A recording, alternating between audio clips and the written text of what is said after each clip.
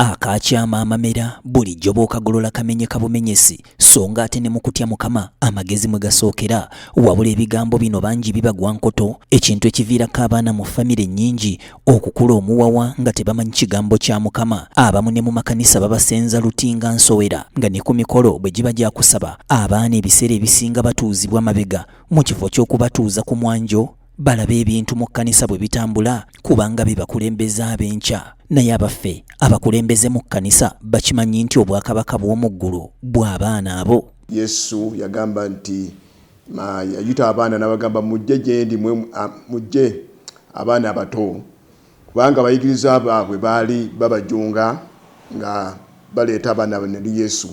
Naye bwe tuleeta abaana bano eri Yesu bakolebwamu omulimu. Twagala okwebaza abazadde abatajunze abaana bano ababaliisizza ababalabiridde abakoze obulungi ne mu byonna.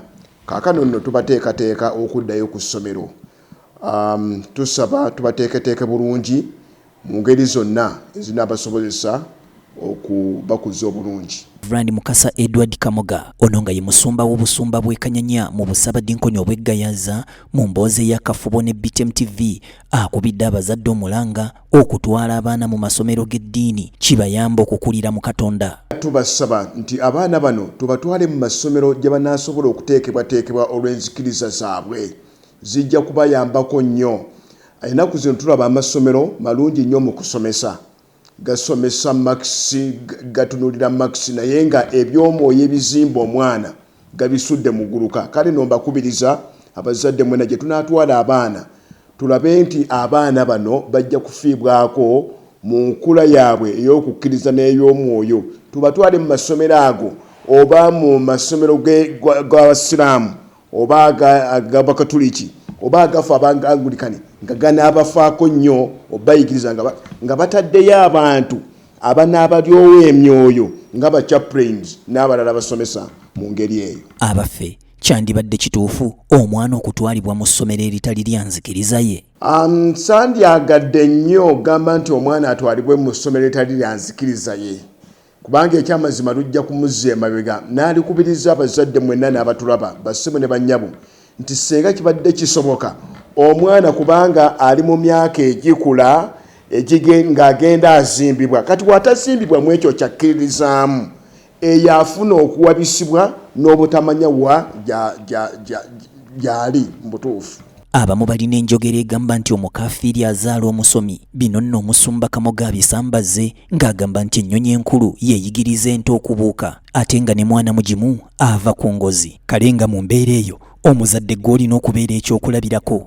Ekyamazima nga balabiddeko nga ku Sande mugenda nabo ne musabako nabo ate n'awaka ne munyweza okusaba n'okusoma Bayibuli n'okusaba nga mugenda okubaako kye mugenda okukola ng'okulya oba ng'okutambula nga mu mmotoka yammwe mugenda okutambuliramu ne musooka okusaba. Kati omwana ekyo waakiraba kyakuliramu. Bayibuli etugamba mu Ngero 22:6 nti manyiiza omwana omutwe ekkubo ly'okutambuliramu nti newaali tagenda divaamu. Omwana ssebo n'ennyaba ndaba kyatalabye mu makaago talikikuliramu era talikikola. Naye tubeebaza abakikoze. Abaana bano babeera mu bifo bya mirundi ebiri nga bwe babeera tebali waka babeera ku masomero. Naye abaffe empisa z'abaana zifiira ku ssomero oba zifiira waka? Abaana abamu bavudde mu maka g'abakadde baabwe nga banywezeddwa bulungi nnyo mu nzikiriza zaabwe n'empisa zaabwe nga nnungi. Naye nga omanya amasomero galeeta abaana ab'enjawulo. N'osanga omwana agenze n'empisa ennungi n'okukkiriza kwe naye nga byononekedde ku ssomero. Kaakati kye tusaba nti abakulu b'amasomero ne badirekita n'abasomesa batuyambe empisa ezo ennungi okuzizimba mu baana baffe bonna nga tebaawuddeemu. Kijja kuba nga kituyambye bulungi nnyo. Wano Reverend Kamoga awadde amasomero amagezi ku ngeri y'okunywezaamu abaana mu ddiini era bakulenga bamanyi Katonda. Twagala nnyo okwegayirira era n'okusaba abakulu b'amasomero ne badirectors nti mu daily routines zaabwe bateekemu programs z'enzikiriza ku assemblies. Njagala nnyo okwebaza olw'amasomero ge tumanyi nga ddala go mu weekly program mubeeramu okusaba ne tutalinda lwa Sunday.